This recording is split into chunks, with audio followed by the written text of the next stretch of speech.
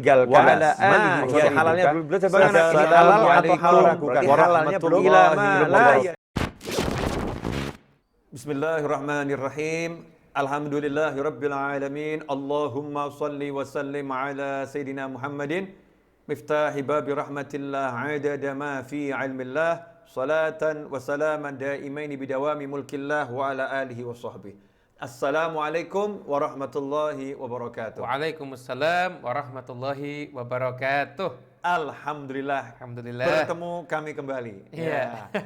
Yang lampau kita bicara tentang masalah orang tua sama Anak. Betul. Kali ini masih sehubungan dengan orang tua. Betul. Tapi ini orang tuanya pasangan hidup alias mertua. Ya, Iya. mertua. Banyak di luar sana orang tua yang WA ke kami dan banyak juga di luar sana menantu yang WA ke kami. Iya. Nanya itu ya. Sehingga kami lihat nih banyak mertua yang membuat bingung Menantunya dan banyak menantu yang membuat bingung mertuanya. Nah, Artinya bingung sama bingung. bingung sama bingung. Padahal Betul. kata bingung itu sebetulnya nggak boleh disebut-sebut ya. Iya, betul. Hidup sekali jangan apa namanya galau, Nggak usah bingung. bingung, permusuhan, ya di rumah nggak pernah tenang, di luar juga nggak dapatkan ketenangan, akhirnya ya remuk ya, akhirnya remuk, nggak enak itu. Akhirnya bukan rumah tangga, Beb. Rumah duka jadinya. Masya Allah, bukan rumah tangga tapi rumah duka. duka. Bukan baiti jannati tapi baiti nari. Nari, ya Allah. Nasallahu afiyah. Amin, amin. Bukan insyaallah. rumahku surgaku, yang ada rumahku adalah nerakaku. Nerakaku. Nauzubillah min dzalik. Khawani rahimakumullah, kami akan ngobrol seperti biasanya. Ikuti obrolan kami, insya Allah manfaat. Ya, insya Allah manfaat. Ya. Habib, saya itu pernah baca salah satu kisah di buku karya Abah Antum itu ya. Iya. Tentang apa hikmah dari seberang. Hikmah dari dari seberang. Itu ada seorang menantu yang dia pengen mertuanya cepat mati itu ya. Wah. Iya, menantu yang pengen mertuanya cepat mati. Ya, kapan mertua saya ini kok nggak mati? Mati. Ini saya khawatir kalau ada yang berpikir seperti itu juga itu ya. Bahaya ini, Ya, bahaya ya. ini. Masya Allah. Karena saking pegelnya, saking sebelnya sama mertuanya. Ya, sebetulnya nih gimana nih kedudukan mertua di dalam Islam tuh seperti apa? Jadi kalau memang kita pelajari saat ini, di dalam tausiah-tausiah keagamaan itu, Beb, yang menceritakan hubungan suami ke istri, istri ke suami banyak. Anak ke orang tua ke anak banyak. Namun yang jarang membahas itu adalah bagaimana menantu bersikap yang baik kepada mertua, dan mertua bagaimana posisinya yang baik agar bisa dicintai oleh menantunya. Betul. Nah, ini Beb, ketika Antum bilang seperti ini, banyak di benak pemirsa ini yang dimaksud dengan menantu, itu menantu perempuan. Iya, padahal itu juga semuanya Dan ini yang umum disebut ini. mertua, itu ibu mertua. Mertua, bukan bapak mertua. Bapak mertua, padahal kan bukan seperti itu. Iya. Karena memang konfliknya rata-rata menantu perempuan sama ibu mertua. Jadi rata-rata biasanya begitu. Begitu biasanya Iya. ya. Yang sering terjadi ini pengalaman WA masuk kelihatannya. Iya. Pertanyaan yang masuk antara menantu perempuan dengan ibu mertua. Iya. Walaupun yang namanya mertua itu ya laki-laki dan Perempuan. menantu juga laki-laki dan Perempuan. Insyaallah. Apa itu yang sering orang nanya ke Habib apa kira-kira itu? Ya diantaranya begini ya, mungkin sebagian itu, ini yang poin pertama ya Bebe, dari sekian banyak yang paling banyak ditanyakan itu, gimana sih sebenarnya hukumnya hukumnya suami ngajak istri tinggal bareng dengan mertuanya. Masya Allah. Itu kan kadang-kadang timbul konflik dan lain sebagainya. Dan sebagian istri karena mendengarkan dari sumber-sumber yang mungkin hanya sepihak, menyatakan suami wajib memberikan tempat tinggal, jadi nggak boleh meletakkan istri bersama dengan mertuanya. Padahal tentunya fikih itu mungkin tidak sekaku itu. Ada banyak hal-hal yang lain yang harus diperhatikan dan lain sebagainya. Dan ini yang mungkin mau kita bahas ini. Ini poin pertamanya dulu nih. Ini poin pertama. Tinggal bareng mertua menantu. Mertua vs menantu jadi. Ya Allah. Ini tinggal Versus. bersama versus banyak ini menantu yang curhat. Saya nggak sanggup nih tinggal sama mertua saya. Betul. Wahai suami, tolong sewakan rumah, kontrakan rumah di pinggir kali juga jadi masalah. Cuman ternyata rumah mewah, Bib. Bilang Ya, di pinggir itu. kali ternyata rumah mewah. Dan juga beredar broadcastan yang macam-macam, yang mungkin menurut saya juga yang namanya fikih itu nggak bisa diterangkan hanya dengan sekedar meme aja. Masya Allah. Suami haram menjadikan istri tinggal bersama mertua dengan fatwa haram. Ini kan tentunya harus dijelaskan lebih lanjut lagi. Bagaimana sih idealnya antara suami dengan istrinya ketika harus tinggal bersama dengan mertua. Kan kadang-kadang memang suami kondisi keekonomian dan lain sebagainya kan belum mampu mungkin Beb dan lain sebagainya, atau mungkin suami diperintahkan oleh orang tuanya. Kan banyak faktor yang melandasi harus terjadi seperti itu. Nah ini Beb, perlunya jadi orang bijaksana. Ya. Jadi pemirsa, bijaksana itu adalah bisa menempatkan segala persoalan pada tempatnya. Ya. Setiap orang sesuai dengan hak dan kewajibannya, itu bijaksana. Setiap orang dituntut bijaksana. Kalau kata pepatah Arab, yatrahud dawa fi mawdhi'id da. Masya Allah. Meletakkan obat di tempat sakitnya. Tempat sakitnya. Kalau obatnya bukan di tempat penyakitnya, jadi penyakit justru. Jadi mungkin penyakit. Ya. Kelebihan vitamin bisa jadi penyakit. Gini Habib, saya mau kembali ke tadi itu ya. Jadi sekarang ini banyak suami yang dituntut sama istrinya untuk punya rumah sendiri. Karena istrinya tidak mampu tinggal bersama mertuanya dan sekaligus dapat meme. Dapat meme yang dapat broadcast di WhatsApp atau di Facebook atau dimanapun ya. Pesan singkat yang isinya suami wajib memberikan tempat tinggal kepada istri.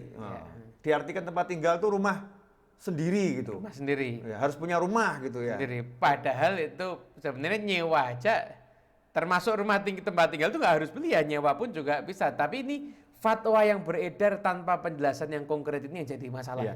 Termasuk tinggal bersama orang tua asal punya tempat sendiri kan juga termasuk tempat tinggal. Iya. Kita disiapkan kamar sendiri, bagian untuk kamu wahai menantu kami di sana itu udah termasuk berikan tempat untuk bernaung, tempat tinggal kan ya. Yang layak. Yang layak. Ya.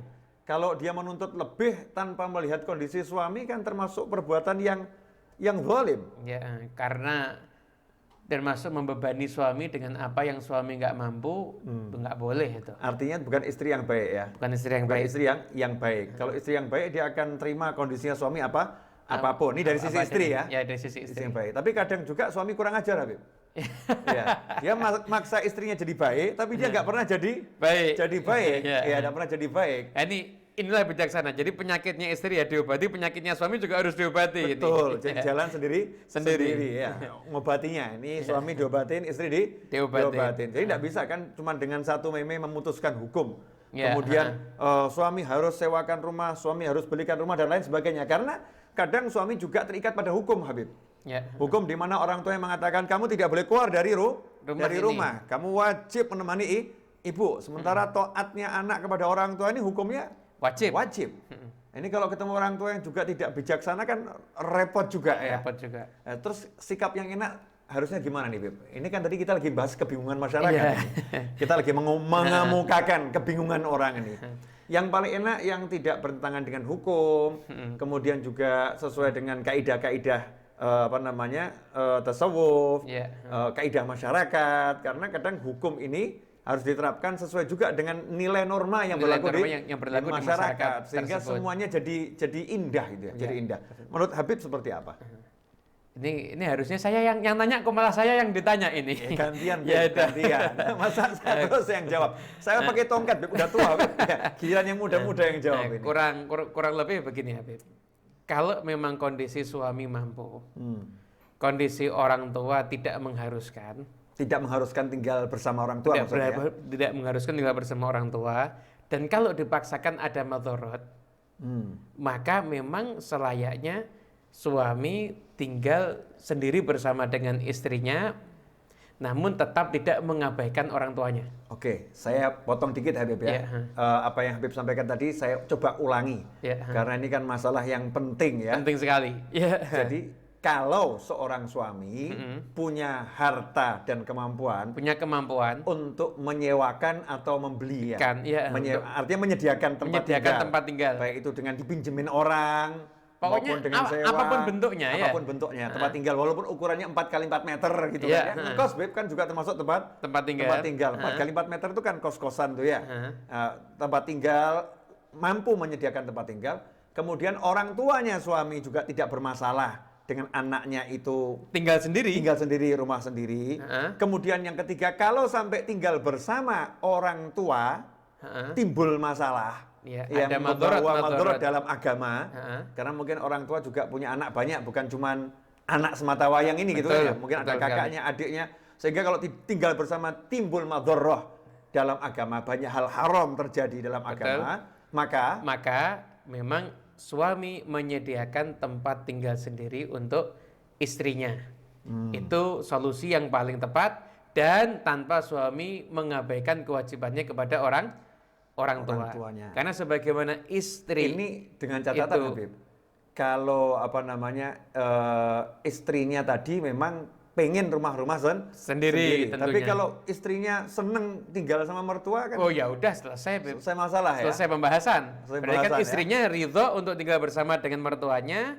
Kemudian nggak ada madorot, ya bagus. Bagus, ini lebih utama itu kan ya? Ya, karena itu melayani orang tua. Lebih ideal itu. Betul, melayani orang tua. Banyak gitu ya? mendapatkan kesempatan, suami berbakti pada orang tuanya, dan istri juga berbakti pada orang tuanya, suami. Dan berbakti sama suaminya dalam menyenangkan orang tua suami. Betul sekali. Betul, Beb. Jadi sebelum kita lebih lanjut ngobrol yang macam-macam, idealnya rumah tangga itu bukan rumah-rumah sendiri berarti ya. Ya, jadi ideal rumah tangga adalah keharmonisan antara pasangan itu dengan orang tuanya, dengan pasangan itu sendiri, dan juga dengan mertuanya. Betul. Berarti bukan masalah tinggal rumah-rumah sendiri, bukan ya. Tetapi bagaimana bisa mewujudkan keharmonisan itu sendiri. Ya. Sehingga kalau dalam satu rumah bisa terjadi yang harmonis, itu yang paling istimewa di situ ya. Masya Allah. Kalau sampai nanti ada rezeki, silahkan beli rumah sampai ke rumah orang tuanya. Masya Allah. Belakangnya boleh. Sampai rumah. Kalau perlu dikelilingi itu ya. Kelilingi itu semua. Beli semuanya. Beli semuanya, Masya Allah. Sehingga orang tuanya bisa main ke rumah anaknya cukup jalan kaki. Jalan kaki. Masya Allah. Bagus ya. Berarti pemirsa sebelum dilanjut nih, perlu digarisbawahi ya. Rumah tangga yang ideal itu bukan yang punya rumah-rumah sendiri, tetapi yang bisa harmonis dengan pasangan hidupnya, harmonis dengan orang tua pasangan hidupnya.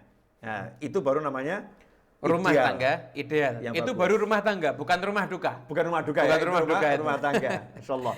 Poin berikutnya, ternyata istri tidak mau diajak tinggal bersama suami di rumah mertuanya. Jadi istri tidak mau diajak tinggal bersama suami serumah dengan orang tua suami. Pertanyaannya, Bib, boleh enggak nih istri bersikap seperti ini di saat suaminya memang tidak mampu? Tentunya kalau suaminya nggak mampu, yang namanya istri yang baik adalah istri yang tidak memaksakan kepada suami melebihi batas kemampuan suami.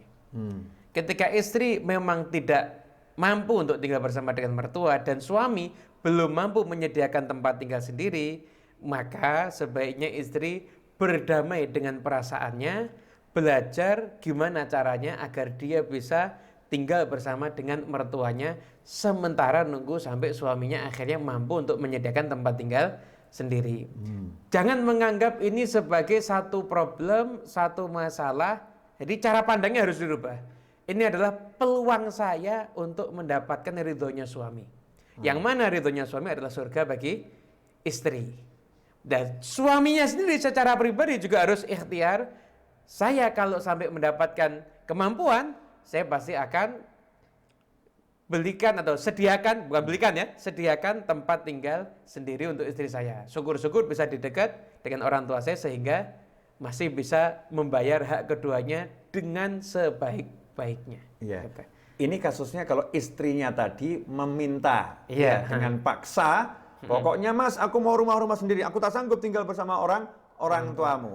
Dia harus melihat suaminya mampu atau tidak gitu ya. Betul. Kalau suaminya tidak mampu, berarti bukan istri yang baik kalau dia maksa seperti itu ya. Ya tentunya karena suaminya udah nyiapkan tempat bersama orang tua kan nyiapin tempat. Ya ada kamar terpisah, kemudian dan lain sebagainya. Juga ketika memang ya ini ada beberapa problem juga, Habib. Jadi ketika tinggal bersama itu kadang-kadang sebenarnya orang tua nggak masalah, tapi bermasalah itu saudara yang lainnya. Nah, saudara ipar ya? Saudara ipar, kadang-kadang bermasalah dan lain sebagainya. Tentunya suami harus bisa juga ketika tinggal bersama memberikan privasi kepada istrinya. Kalau misalkan ada kamar, usahakan ya kamar mandi di dalam kamar itu. Nah, kadang-kadang repotnya di dalam kamar sudah ada kamar mandinya, tapi kamar mandinya milik bersama. Satu rumah bisa masuk ke situ semuanya. Lah ini nggak ideal juga ini. Ya. Ini nggak ideal juga. Kalau memang suami bisa harus tinggal serumah, ya udah siapkan privasi untuk istrinya, karena ketenangan batin termasuk nafkah batin yang wajib diberikan kepada istri oleh suaminya. Oke, makasih Habib. Saya ulangi ya, ini pemirsa maaf saya ulang-ulangi terus karena ini penting nih. Saya yakin Anda juga menanti-nanti jawaban yang seperti ini. Ketika istri memaksa, sementara suami tidak mampu, maka bukan istri yang baik. Ketika istri memaksa, sementara suami mampu, maka suami wajib memenuhi permintaan istri dengan catatan tidak ada masalah dengan orang tuanya. Ya, tidak ada masalah dengan orang tuanya. Tidak ada masalah dalam kehidupan beragama itu sendiri kalau misalnya dia rumah sendiri. Kalau rumah sendiri menimbulkan maldoroh, ya lebih baik tinggal bersama dengan orang tua. Ya, semisal gini Habib, kan ada nih suaminya tugas di luar pulau, istrinya di rumah sendiri, nggak ada yang nemenin di sana. Ya tentunya kalau seperti itu lebih baik kan dia tinggal bersama orang tuanya atau bersama mertuanya ya. Mertuanya itu yang lebih baik. Lebih utamakan ya, menghindari fitnah. Menghindari fitnah dan segala macam. Gitu. Oke, yang selanjutnya Habib, istri maksa minta rumah sendiri, ya suaminya mampu. Nah sekarang orang tuanya ngelarang. Ini masalahnya saya pilah-pilah Habib. Orang tua yang melarang. Kalau sampai kamu keluar dari rumah ibu tidak akan ridho selama-lamanya. Nah, misal begitu. Sama nangis ibunya. Wah, berat ini tentunya ya. Yang masalah berat ini. Terus istrinya ngomong, kalau sampai kamu turutin orang tuamu, jangan pernah kenal aku lagi. Masya Allah. Suami stres, Habib. Solusinya, Habib ya. Solusinya, kalau ada pertentangan itu, maka kita harus bisa memenangkan hati keduanya, sekalipun menuruti salah satunya. Dan dalam hal ini tentunya suami menuruti orang tuanya. Setelah itu rayu istri kamu. Kamu sabar dulu, nanti saya kasih begini, nanti saya kasih begini. Rayulah. Iya, sebagai misalnya nggak dibelikan rumah tapi dibelikan mobil gitu ya, Beb. Ya, di antaranya lah pokoknya rayu, apapun. Ya nanti kamu saya kursuskan misalkan buat roti. Oh, Masya Allah. Atau kasih kesibukan. Sebenarnya kalau ada kesibukan itu yang namanya potensi-potensi ke arah maaf Beb, permusuhan, kemudian cekcok itu semakin kecil. Tapi kalau sama-sama nganggur ini yang bahaya. Repot ya. Sama-sama nganggur ini yang bahaya. Mertuanya nganggur, menantunya juga nganggur. Cari kerjaan tuh akhirnya. Saya garis bawah lagi Habib ya. Jadi ketika istri menuntut, suami mampu, orang tua melarang, maka suami harus taat pada orang tuanya ya, tanpa mengabaikan haknya istrinya. Ya, ini yang kadang orang suka salah paham Habib. Ya. Saya ikuti orang tua saya, tapi mendolimi istrinya. Ini bahaya. Ini nggak boleh juga kan? Boleh. Ya? Jadi artinya masing-masing punya haknya. Suami punya kewajiban kepada orang tua, suami juga punya kewajiban kepada istrinya. Istri. Nah, sementara kewajiban pada istri belum bisa dijalankan seideal yang seharusnya dia dapatkan. Kalau dia mau, sementara kewajiban sama orang tua nggak bisa ditolak, nggak bisa diundur, maka dikedepankan kewajiban orang tua. Istri tetap dikasih tempat tinggal. Pertanyaan selanjutnya Habib. Nah, kita nanya aja sama Habib Muhammad ya. Iya. Ini di podcast ini saya dikerjain ini kayaknya. Masya Allah, alhamdulillah. Kalau misalnya istri kemudian benar-benar dia tidak mau pulang ke rumah, ini termasuk nusyuz nggak itu, Bib? Tentunya ketika istri sebenarnya kalau nusyuz itu Beb, keluar rumah tanpa pamit aja bisa masuk kategori nusyuz. Nusyuz artinya suami tidak punya kewajiban ngasih nafkah istri sama sekali. Kalau dalam kondisi tertentu ya, misalkan sampai keluar dari rumah nggak pamit, habis itu maaf nggak mau melayani suami dengan benar, yaitu berarti nusyuz sudah. Nusyuz itu berarti dalam hal tertentu sampai ke batas tertentu, maka suami nggak wajib ngasih nafkah lagi kepada istri. Banyak kewajiban yang gugur ya. Banyak kewajiban yang gugur. Gitu. Nah kalau istri tadi dia menolak diajak pulang ke rumah, tinggal bersama mertuanya, menolak, alasannya saya nggak cocok sama mertuamu. Ini gimana Habib? Ini problem banyak terjadi seperti ini. Tentunya ini sebenarnya Habib Novel yang lebih pantas jawab ini sebenarnya. Ini pemirsa, terjadi kecurangan di sini ya. Yang ditanya melemparkan kepada sang penanya. Ini kecurangan ya. Kalau saya Habib, saya ini lebih suka membahas secara kekeluargaan. Kalau kita bicara hukum syariat ya, bicara hukum syariat, antum lebih paham hukumnya, ya. Antum lebih mendalam dalam ilmu hukum. Tapi kalau dalam ilmu kemasyarakatan, saya akan katakan kepada suami, ya, dan saya juga akan katakan pada istri. Wahai suami, ya, kamu jangan paksakan istrimu pulang. Jangan paksakan istrimu pulang, tapi ajak istrimu pulang. Artinya, si istri lagi punya masalah dengan ibumu loh. Istri punya masalah dengan ibumu punya masalah loh dengan istrimu. Ini kalau dipaksakan semakin runyam ini. Madharat. Nanti si istri akan semakin kurang ajar kepada ibumu, ya kan? Kamu jadi anak yang juga semakin durhaka karena membiarkan istrimu. Membiarkan terjadi permusuhan Antara ibu nggak mau tersakiti betul. juga kan? Kalau kemudian kamu biarkan istrimu di luar, ya kamu akan jadi seperti suami yang tidak bertanggung jawab, ya. Maka ambil bijaksana. Bijaksana bagaimana? Proyeknya pokoknya istri kembali ke rumah. Ya, istri kembali ke rumah. Caranya gimana? Lah itulah peranmu sebagai seorang suami. Kamu harus bisa merendahkan diri, bisa menundukkan diri. Jangan justru mengatakan nih Bib kadang ini sama istrinya, ya saya akan lebih utamakan orang tua saya daripada kamu. Itu sikap hati, bukan untuk diucapkan di lisan. Apalagi dengan bahasa yang bisa menyakitkan, dengan gaya yang ngotot dan lain sebagainya. Kecuali kalau emang istri kurang ajar bener, Beb. Ya kalau istri memaki-maki mertua, kurang ajar ini kan ya. Istri kemudian tidak ada hormatnya sama mertua. Pokoknya nggak mau kenal mertua. Memang ini bukan istri yang baik ini. Ini istri yang mementingkan dirinya sendiri. Kalau model istri yang begitu, wah masih banyak itu di luar sana yang bisa diperistri tanpa harus membuang yang satu ini. Kan begitu ya. Tanpa harus buang yang satu ini. Tapi saya rasa insya Allah istri yang model begitu nggak ada insya Allah. Nggak ada. Saya yakin istri baik sama mertuanya. Cuma punya masalah aja. Punya masalah aja. Kemudian kalau dilihat, ini saya ambil alih hostnya ini sekarang. Masya Allah, ini saya nanya tadi. Gantian apa? Boleh Habib. Ini kalau kita lihat sekarang ini mungkin banyak suami yang perlu diajarin caranya mengkondisikan istri agar bisa menganggap mertua itu sebagai orang tuanya sendiri. Ya, gini Habib. Sebelum dilanjutkan ini, saya ulangi dikit boleh yang tadi ini. Ini pemirsa agak hang sedikit tadi ada. Hang sedikit. Makanya kalau nonton ini sebelumnya minum kopi dulu ya. Betul. Botol, silakan. Ini saya diminum dulu. Bismillahirrahmanirrahim. Nyindir halus ini, Beb. Alhamdulillah. Jadi Habib, kepada suami saya akan ngomong seperti itu. Jangan paksakan istrimu pulang. Tapi dan jangan ajak istrimu pulang. Dan jangan anggap bahwasannya istrimu itu anak ibumu. Istrimu ini punya ibu sendiri, punya orang tua sendiri. Mereka bukan anak orang tuamu, wahai suami. Bukan. Dia istrimu, tapi bukan anaknya orang tuamu. Maka tidak bisa dalam 1 hari, 2 hari mau dia jadi anaknya, ya nggak bisa.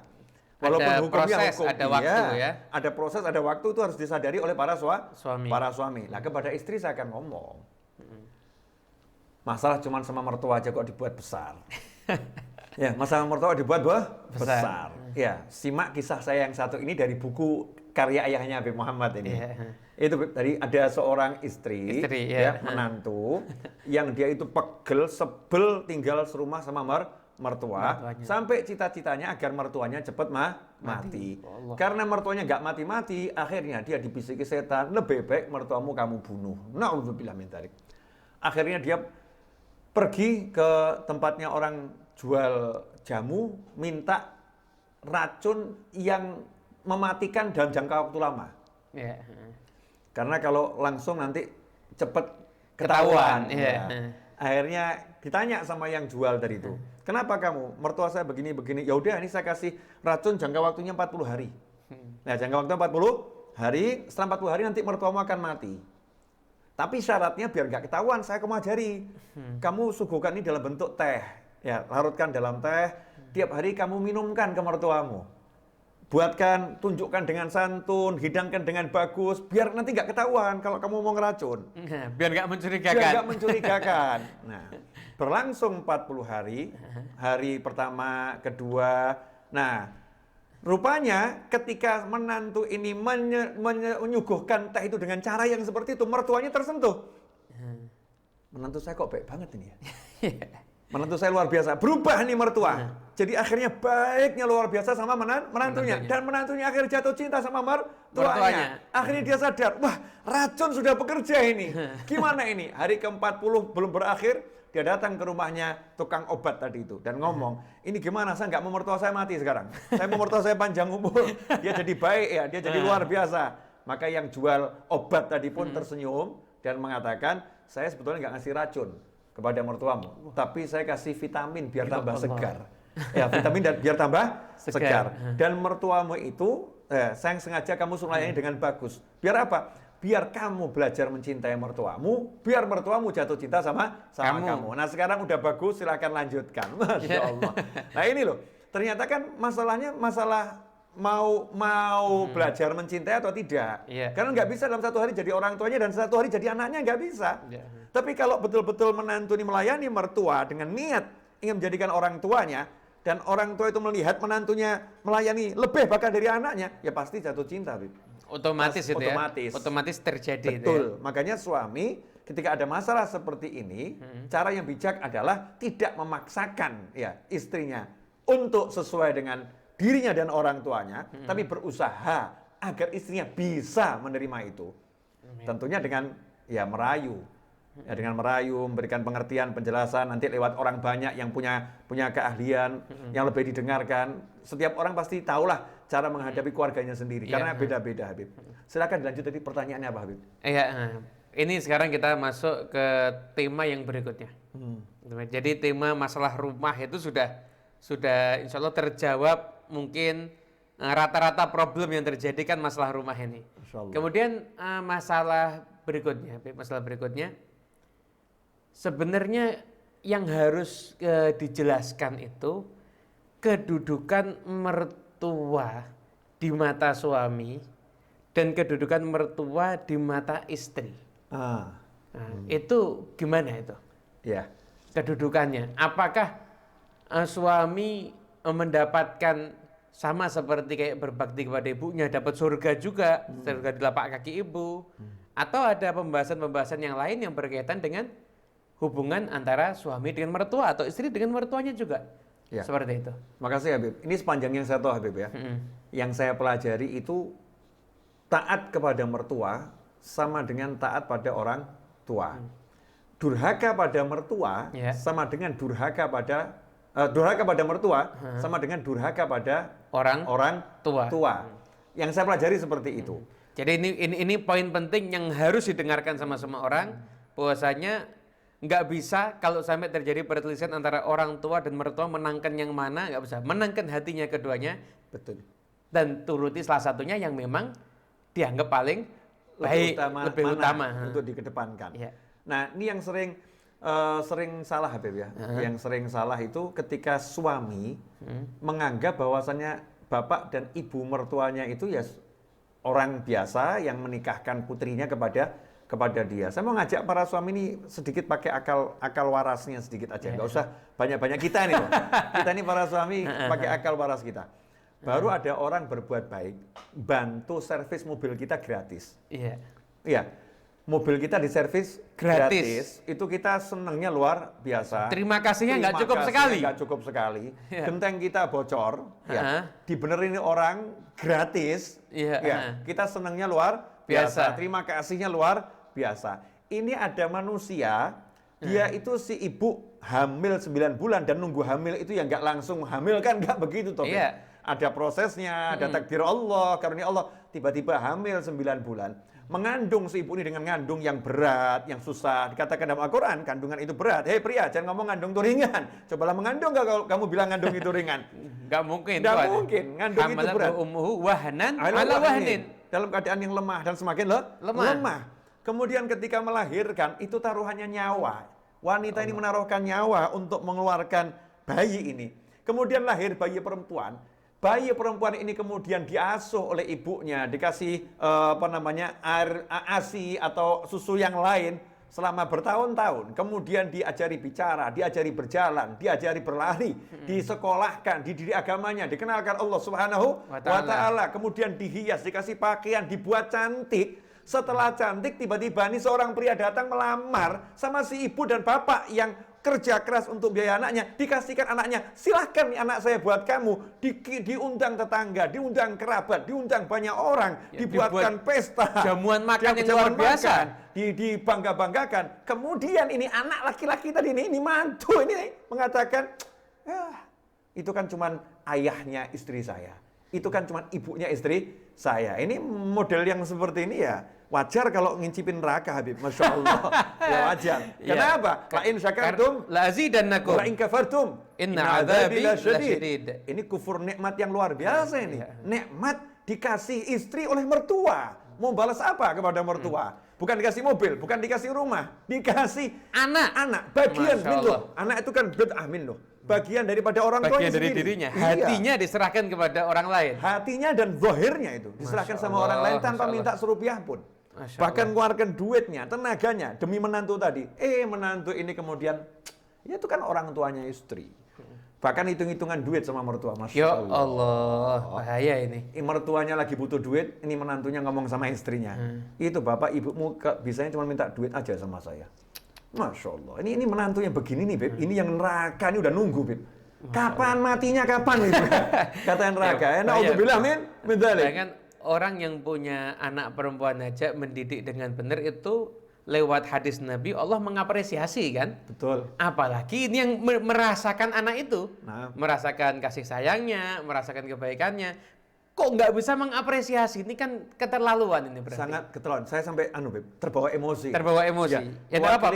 Memang layak emosi para mertua ini yang ketemu menantu. Insya Allah kita semua selamat dari menantu yang seperti itu. Dan insya Allah nggak ada lah. Amin. Insya Allah nggak ada menantu yang seperti itu. Insya Allah yang sampai lupa jasa mertua. Makanya sampai ada sebagian ulama mengatakan berbakti kepada mertua nilainya lebih tinggi daripada berbakti pada orang tua kandung.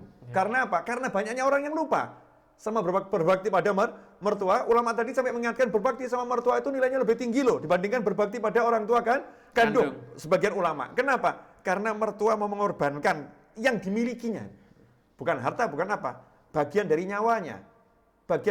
Buah hatinya dibesarkan dari nol nggak ada sampai udah jadi, tinggal dipetik, tinggal dimakan. Dipetik, tinggal dimakan. Tinggal menikmati. Terima kasih aja, masa nggak mau. Lupa ya. Itu kan luar biasa zolimnya menantu tadi. Lah ini banyak nggak dipahami sama seorang pria ketika menikah. Ya ketika menikah dia hanya menuntut bahwasannya istri saya harus taat sama orang tua saya. Istri saya harus hargai orang tua saya. Tapi dia nggak pernah mengajarkan istrinya untuk menghargai orang tuanya dengan cara dia menghargai orang tua istrinya. Dengan cara dia memuliakan orang tua istrinya. Itu yang sering terjadi, Habib. Ya, jadi ini pendidikan yang luar biasa mahalnya dan terus terang Habib, ini jarang ada yang menyampaikan permasalahan ini. Dan problem masyarakat itu kalau kita mau jadi pendakwah ya harus tahu problem masyarakat ini rata-rata rumah tangga sama pendidikan anak. Ya udah ini termasuk problem yang paling sering terjadi. Kalau problem suami kan yang paling besar cari duit.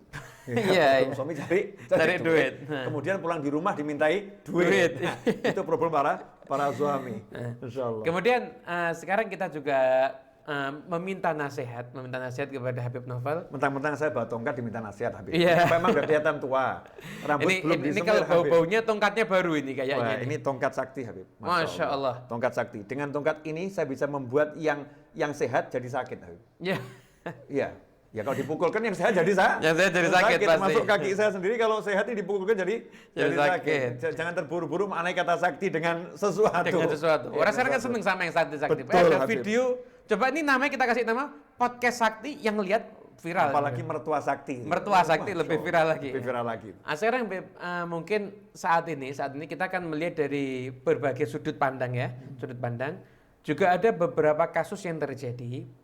Itu seperti misalkan ya, mertua ikut campur terlalu dalam kehidupan anak. Nah, jadi idealnya gimana mertua itu ketika anaknya sudah menikah, baik mungkin dari orang tua si suami ataupun orang tua istri, mertua itu masuk itu sebatas mana dan kiat-kiatnya seperti apa agar ketika mertua itu masuk maka bisa masuk dengan indah dan bisa membenahi pun juga dengan indah. Iya, ini pertanyaannya Luar biasa ini.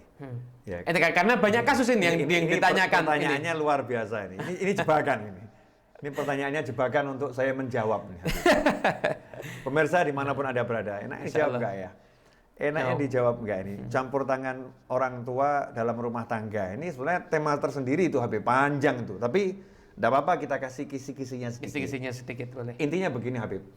Dalam menjalani kehidupan, itu kalau mau barokah buat anak menghormati orang tua.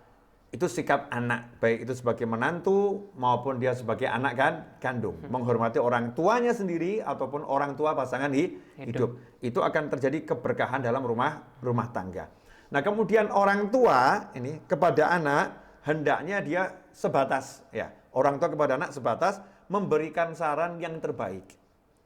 Memberikan saran yang terbaik, nak, yang terbaik begini dan harus berdasarkan syariat. Berdasarkan syariat. Jadi kata-kata baik itu bukan persepsi tiap-tiap orang ya. Bukan. Tapi karena ada urusan syariat di situ. Berdasarkan syariat. Itu idealnya seperti itu. Karena anak itu lebih bagus menerima nasihat dari orang tuanya daripada menerima nasihat dari orang lain. Menerima masukan dari orang tuanya daripada masukan dari orang lain. Seharusnya orang tua memberikan masukan kepada anaknya sebelum orang lain memberikan masukan kepada anaknya. Dan sekarang ini timbul fenomena yang ajaib. Ketika orang tua pengen berikan masukan kepada anaknya, dianggap mencampuri urusan rumah tangga. Sehingga anak lebih suka masukan dari sahabatnya daripada masukan daripada orang tuanya. Ini yang bahaya. Ini bahaya, ini salah. Jadi kita harus menjadi orang yang dewasa, masukan dari manapun diterima, masukan dari orang tua, ini harus didengarkan lebih dari yang lain. Nomor satukan. Lah yang jadi masalah kalau orang tua lebih dari memberikan masukan. Nah, ini modelnya sudah paksaan. Nah, kamu harus begini, harus begini, harus begini. Ya, pertanyaannya, boleh nggak itu dipaksakan seperti itu? Jawabannya sederhana. Kalau paksaannya ini menyangkut dalam syariat sebagai orang tua kepada anak, kemudian melihat anaknya melakukan hal-hal yang diharamkan menurut syariat, maka orang tua punya kuasa untuk apa? Untuk melarang anak melakukan itu. Memaksa anak untuk melakukan itu dan melarang anak melakukan itu. Contoh, anak ini mau beli mobil lagi. Udah punya mobil, mau beli mobil lagi. Tetapi anaknya belum berangkat haji, bahkan belum daftar haji. Dalam urusan ini orang tua wajib turut campur. Harus kasih tahu bagian dari amar ma'rufnya orang tua sama anak. Nggak bisa udah lepas, kamu udah dewasa lepas, nggak bisa.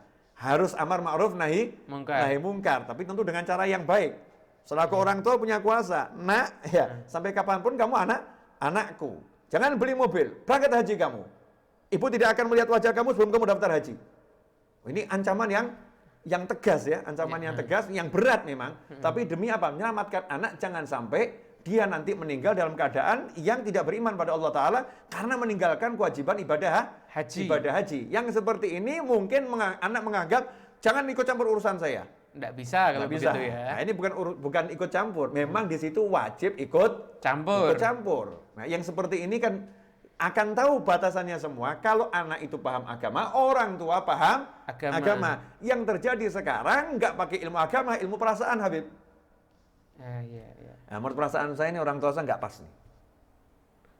Menurut Fulan ini orang tua saya udah nggak beres ini. Jadi ngukurnya itu dengan syariat. Syariat. Nah, ini masalahnya syariatnya ini orang pada nggak paham, Bib. Nah, makanya itu tadi, ini problemnya di situ ya. Di situ. Makanya orang harus belajar.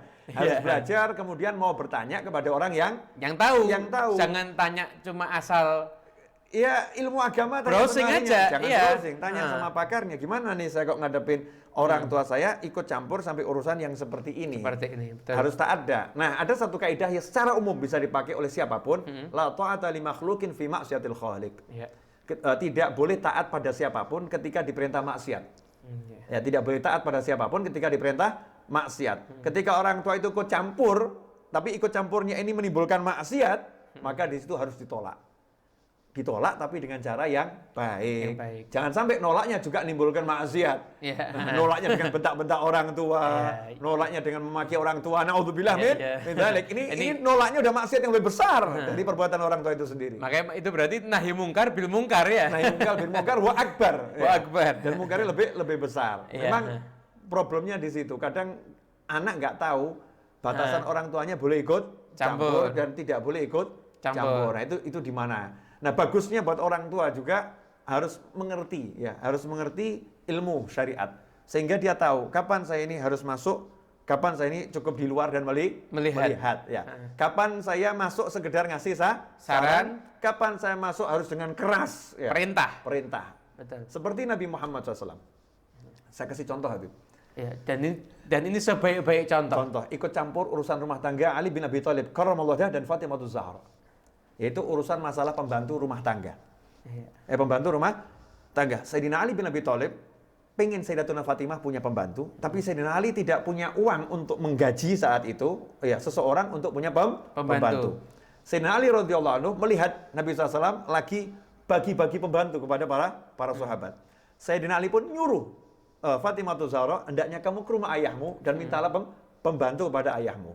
Maka Sayyidah Fatimah Zahra berangkat ke rumah ayahnya, tapi ayahnya lagi keluar. SAW lagi keluar ke tempatnya para sahabat. Malam hari Nabi SAW dapat info dari istrinya tercinta Sayyidatuna Aisyah radhiyallahu anha bahwasannya tadi putrinya Fatimah Zahra main ke rumah Rasulullah. Ya, ada perlu butuh pembantu yang dibagi-bagi tadi, mau juga anaknya gitu.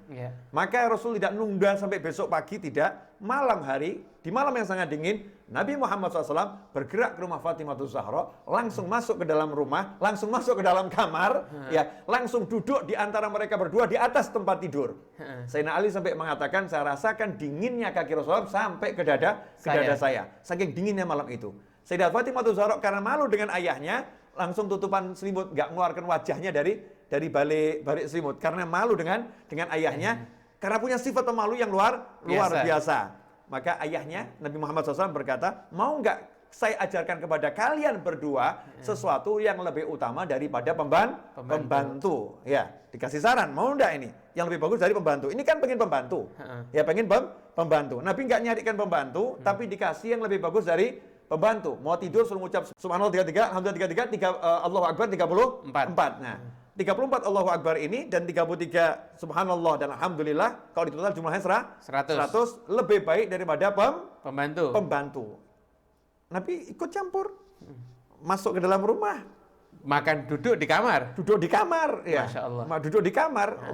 Rumah menantunya ya rumahnya. Rumah anaknya ya rumahnya. Anta wa malu kali abik. Nah, ini kan bagian yang orang tua boleh masuk ke rumah anaknya, memberikan saran. Ada loh yang lebih bagus dari pembantu. Ini loh ya. Mau tidak kamu saya ajarkan dengan kalimat, mau tidak kalian berdua saya ajarkan sesuatu yang lebih baik dari pembantu. Nabi SAW tidak maksa putrinya. Nah, kenapa nggak dikasih pembantu? Karena Rasul membagikan pada sahabat-sahabatnya. Putrinya diajarin untuk zuhud. Ya, diajarin untuk berlalah mengurusin rumah itu dengan cuci pakaian, dengan nyapu, dengan masak, walaupun berdebu ya, walaupun kemudian kulitnya jadi rusak, ini akan pahalanya luar biasa. Tapi biar nggak capek, aku beri sesuatu yang lebih hebat dari pembantu. Subhanallah 33, alhamdulillah 33, Allahu Akbar 34 sebelum tidur. Masya Allah. Ini berarti kalau kita garis bawahi, gimana tentang persepsi orang tua atau mertua mencampuri rumah tangga. Tentunya yang pertama tadi dari jawaban Habib Novel, yang pertama yaitu persepsinya dirubah. Jadi ketika orang tua memberikan saran, jangan dikatakan mencampuri urusan rumah tangga. Betul, karena orang tua punya kewajiban. Ini bagi anak ataupun bagi menantu. Bagi orang tua sendiri, orang tua harus tahu secara syariat kapan menyaksikan dan mendoakan tentunya, kapan masuk memberikan saran, dan kapan ketika orang tua harus masuk kemudian memberikan perintah. Ini kalau terlaksana semuanya dengan baik, pasti hubungannya akan menjadi semakin baik, semakin indah. Ya Habib, ini kelihatannya waktunya udah cukup panjang kita bicara. Masya Allah. Kurang lebih 35-40 menit. Masya Allah. Saya mau, nanti kita akan bahas ini di episode berikutnya. Masih yang sama kelihatannya mertua versus menantu ini banyak masalah insya Allah. Nanti ada episode berikutnya. Cuman saya mau kutip hadis riwayat Imam Muslim. Biar kita mengerti ya. Masalah rumah tangga ini adalah masalah yang menjadi objek terbesar setan dalam menyesatkan manusia. Jadi setan itu paling suka kalau ada rumah tangga berantakan. Dalam Sahih Muslim dikatakan, inna iblis yadha'u arsyahu alal ma. Sungguhnya iblis meletakkan kerajaannya di dalam air, ya, di perairan. Tsumma yab'atsu sarayahu. Dari situlah iblis kemudian mengirimkan bala tentaranya, utusan-utusannya untuk menggoda manusia. Fa'adnahum minhum manzilatan a'dhamuhum fitnatan. Di antara semua utusan iblis ini, yang paling tinggi pangkatnya di sisi iblis adalah dia yang paling besar kemampuan memberikan fitnah, ya, menggoda manusia. Yaji'u ahaduhum fayaqul. Salah seorang utusan iblis, setan-setan tadi, pulang dari tugasnya, laporan pada iblis dan berkata, fa'altu kadza wa kadza. Saya tadi sudah menggoda manusia begini dan begini. Fayaqulu, maka iblis menjawab, ma sana'ta syai'a. Kamu belum melakukan apa-apa. Dianggap kecil. Dianggap kecil, ya. Biasa itu. Ya, itu biasa. Kemudian fayaqulu fa'altu kadza wa kadza. Fayaqulu ma sana'ta syai'an thumma yaji'u ahaduhum. Kemudian ada setan lain yang datang lapor pada iblis dan berkata, ma taraktuhu hatta farraqtu bainahu baina imra'atihi. Saya tadi menggoda manusia dan saya belum tinggalkan manusia itu pulang ke sini, tidak saya tinggalkan sebelum dia telah berhasil memutuskan hubungannya dengan istrinya. Ya. Berantakan rumah tangganya. Rumah tangga berantakan. Setelah rumah tangganya berantakan, saya baru tinggalkan mereka. Ya, saya menghadap kepada kamu, wahai iblis. Maka apa yang terjadi? Iblis berkata, qala fayudnihi minhu wa yaqulu ni'ma anta. Iblis berkata kepada setan yang satu tadi, sini kamu sini. Ya, kamu punya pangkat tinggi di samping saya, ni'ma anta. Memang kamu setan terbaik. Ya, kamu jadi setan pangkat tertinggi yang bisa membuat berantakan rumah tangga. Nah, termasuk alat yang dipakai setan adalah mertua. Ya, mertua ini dipakai sama setan untuk menghancurkan rumah tangga. Makanya sebagai menantu kita juga harus hati-hati, ya, bahwasannya sebetulnya musuh kita bukan mertua kita. Musuh kita adalah setan. Mungkin saja mertua lagi dipakai sama setan. Begitulah bagi mertua. Menantu bukan musuh. Musuh adalah setan. Mungkin saja menantu lagi dipakai sama setan untuk menghancurkan rumah tangga. Makanya hati-hati, bukan kepada menantu, bukan kepada mertua. Awas, ada setan di rumahmu. Masya Allah. Ya, awas, ada setan di rumahmu. Ini yang harus lebih diperhatikan. Berarti kalau mafhumnya, ketika rumah tangga berantakan itu membuat ridhonya setan. Bukan lagi ridho itu. Bahagia setan. Ridho wal farah was surur katanya, ya. Campur jadi satu. Berarti mafhumnya, berarti kalau kita menjadikan rumah tangga kita harmonis, maka di situ kita mendapatkan keridhoannya Allah Subhanahu wa taala. Dan setannya nangis, iblisnya nangis. Dan memang layak harus dibuat nangis. Makanya yang nonton tayangan ini segera buat setan menangis. Ya, senangkan mertuamu, senangkan pasangan hidupmu. Senangkan orang tuamu, maka insya Allah kita buat setan-setan menangis. Gerakan menangiskan setan. Ya, seperti kita tadi mau syuting ini aja, Beb. Masya Allah. Gangguannya dari setan banyak itu. Yang gangguan, betul kan ya? Macam-macam. Masya Allah. Karena setan juga khawatir. Ini kalau sampai tayang banyak orang sadar, wah Masya Allah. Bahaya. Mudah-mudahan ini bisa tayang, Beb. Saya juga belum tahu ini bisa tayang. Amin, insya Allah bisa tayang. Siapa tahu disetel gak ada suaranya, Beb. Masya Allah. Ya karena gitu-gitu sering kita ngalami.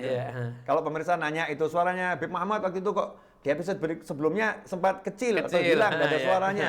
Mic-nya mati. Mic-nya nggak mati, mic-nya nyala ya. Mic-nya nyala. Tapi subhanallah nggak tahu kenapa. Nggak ada suaranya. Karena mungkin kalau terdengar suaranya semakin banyak orang yang suka, repot Habib. Masya Allah. Jazakumullah khairan, Habib. Mudah-mudahan kita bisa. Terima kasih Habib Novel atas ilmu-ilmunya yang sangat bermanfaat dan sangat berharga untuk Amin, kita. insya Allah. Harapan kita nanti entah berapa hari ke depan atau berapa minggu ke depan ya. Insya Allah kita bisa telekonferensi dengan para ulama yang ada di Indonesia nih. Amin, insya Allah. Ya. Insya Allah. Kita buat gerakan bersama ya. Iya, insya Allah. Mungkin dari kita berdua di sini bersama yang di sono entah siapa ya. Ya, biar jadi kejutan untuk siapapun. Insya Allah yang baik. Amin. Insya Allah. Jazakumullah khairan pemirsa, dimanapun Anda berada. Mudah-mudahan obrolan saya dengan Nabi Muhammad membawa keberkahan dan kebaikan khususnya bagi kami dan keluarga kami, serta bagi Anda dan keluarga Anda, serta umat Islam dimanapun berada. Kurang lebihnya kami mohon maaf. Insya Allah kita bertemu pada episode yang selanjutnya, masih tentang mertua dan menantu. Jazakumullah khairan. Wassalamualaikum warahmatullahi wabarakatuh. Waalaikumsalam warahmatullahi wabarakatuh. Alhamdulillah.